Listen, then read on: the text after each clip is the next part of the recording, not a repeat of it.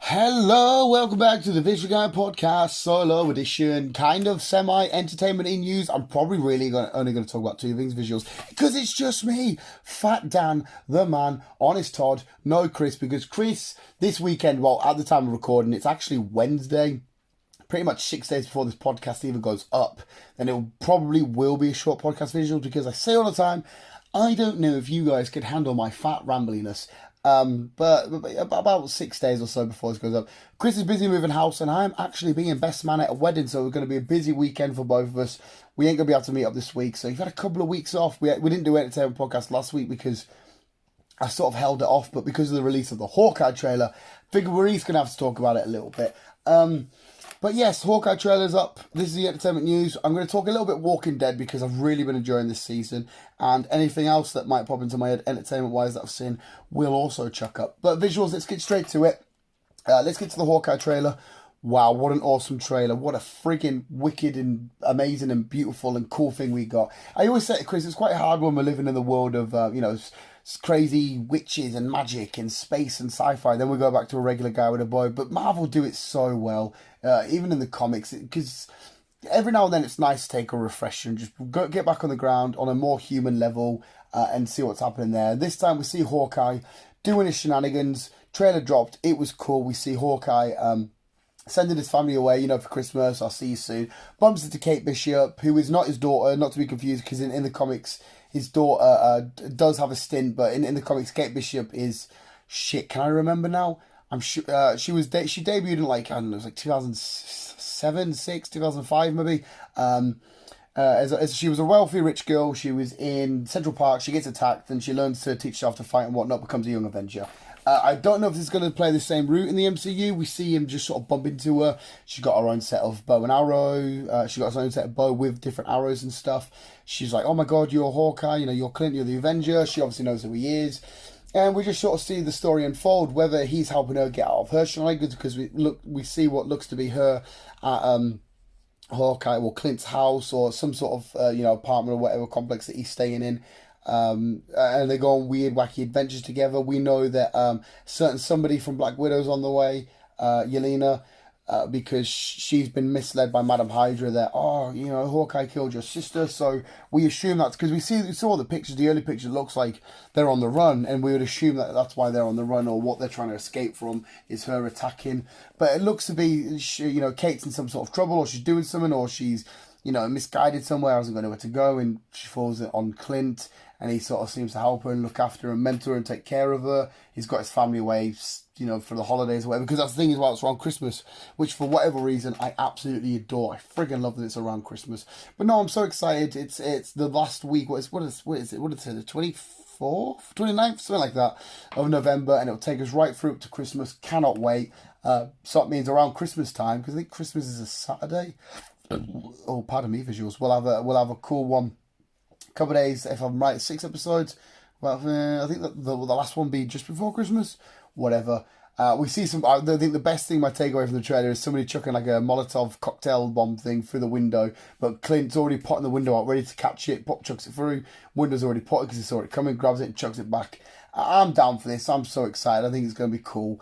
The Hawkeye trailer, go check it out if you haven't already, even though I've just spoiled a lot for it. I can't wait to see Kate eventually heading on further into the Young Avengers, potentially the main series, the main core Avengers. Okay, what else we got? Walking Dead. Walking Dead is, if you're watching on AMC Plus, we are, at the time this goes up, we're 6 episodes in, but at the time of recording, we're only 5 episodes in. And I feel like this has been one of the best series of Walking Dead so far. I thoroughly friggin' enjoyed it. It's been so much fun. Because Walking Dead definitely had its dry moments. I mean, the comic book's always, on a whole, has been quite fun. I've enjoyed the comic. But it's definitely had its dry moments. But as a whole, it's been amazing. One of my favourite shows of all time. And it swings and roundabouts with Walking Dead, because it's just more mental people, we've got to fight them, shock deaths. More mental people, we've got to fight them, shock deaths. But this time around, I'm enjoying what they're doing. Daryl, currently, spoilers here as well, heavy, is being taken under a new group because an old friend is reunited with them. I genuinely thought in episode 5 They were thinking about killing off Dog. I'm so glad they didn't. I mean, I love Daryl with all my heart, but I'd rather Daryl goes before Dog. What is it when animals die? You're just like, no, fuck that. But this episode's been super duper intense and heavy. We are waiting for World Beyond Series 2, and then once all that's done, we'll all be ready for the final level part. Because again, it's the last series of, I keep saying that again, of Walking Dead. So no more Walking Dead, just apart from a few spin-offs, whichever spin-offs that they do. And it's been cool. The episode 5 was definitely for me very fast paced and heavy and nitty and gritty, and I absolutely loved it. I can't wait. I always feel like with every episode we're one step closer to seeing that beautiful man Rick Grimes himself, and we can get down to business again, because he is so freaking cool and he is so important to the series for me. Even though in the comics he died off, but in the show it doesn't look like he's going to go. I mean, he might die of like old age or some shit. It doesn't look like he's going to get killed off anyway. In terms of like actually dying, I still miss it. That seeing him on that final scene, you know, going across the bridge and whatnot, was so cool. But fair play to Andrew Lincoln for wanting a break. The Maggie and Negan tension keeps rising. One of my mates at work, well, actually my boss, not my boss, but my boss, if that makes sense, at work, who I don't think I got into Walking Dead. I think I definitely talked to him about it, and then he started, but I don't think I actually got him into it. He goes, so what do you reckon Negan and Maggie are going to get it on? I was like, no, she despises that man for what he did to Glenn. I definitely think they might have some sort of mutual respect there, because, I mean, how can you really ask somebody to forgive or get on with or respect somebody that's just absolutely, not just, but caved your husband's head in, took away the father of your son? But I think there'll be something there. Or there might be, at the very last episode, a shock death where you think everything's all right, and then Maggie goes on just to kill him, and she'll be like, yeah, I told you I wouldn't forget. And, you know, on the very last episode, and we get to see Negan fucked or dead, because everybody hated Negan at first, and then now we all absolutely adore him, even though I loved him when he first came in, because even though them deaths were horrible, it was still friggin' amazing. I fucking love him. What else? Major shenanigans going on. We've seen what's been going on with Eugene and stuff. Sorry, visuals, finished work. I'm tired as fuck. What's going on with Eugene and King Ezekiel and whatnot. They're obviously on their own little adventure and journey, trying to make contact. In fact, they did just make contact, didn't they? And then potentially they were going to get arrested and shit. It's all been fucking amazing. I definitely think it's been one of the better and best episodes, the best series of The Walking Dead, so go check it out. What else have we got? Pokemon Evolutions, the mini-series has been starting, has started 6 days ago, because I'm looking at it right on the screen, because I've just done a review of it for Pokemon Thursday. It'll be up in a couple of weeks. That's fun. It's all about Leon, showing you basically it's the play out between what happens at the end of the Pokemon Sword and Shield games. You know, with Eternatus, then fighting Leon, that's get interrupted, and you got to fight him again. But it shows you sort of Leon behind closed doors and how he feels about it all and what's happened. It's freaking awesome. It's cool, and it's quite emotional, especially his interaction with his Charizard and whatnot. I fucking loved it. We got visual. Oh, I'll tell you what I watched. The Guilty with Jake Gyllenhaal. That was so freaking good. It doesn't come up on English or British Netflix, I think, until November, I think it said. Or maybe it was October. Whatever it is. But anyway, it was up online. And oh my god, I love these films where they're all just set in one location. Yes, you get one sort of minor shot outside of this place, but Jake Gyllenhaal is a 911 caller, but he's a copper, but he sort of seems to be punished because something's happened. I won't say too much and spoil it. Something's happened. So he's having to sort of be in the calls, and a very intense call gets brought in.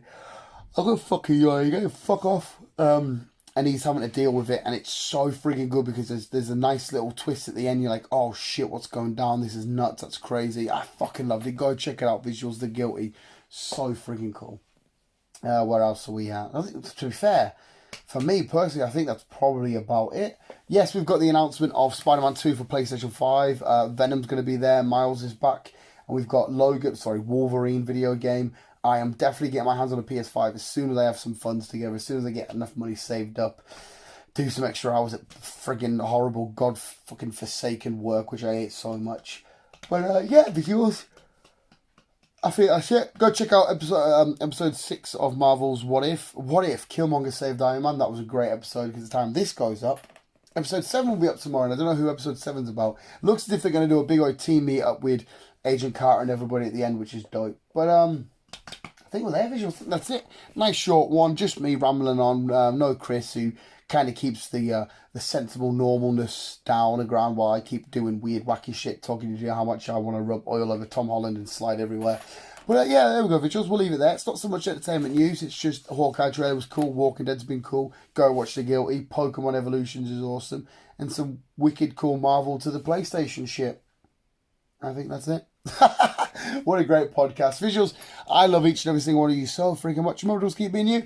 Keep on keeping on. They will get bigger, better and longer when Chris is back. Visuals, we're back to normal. Just bear with us this week. Love you guys.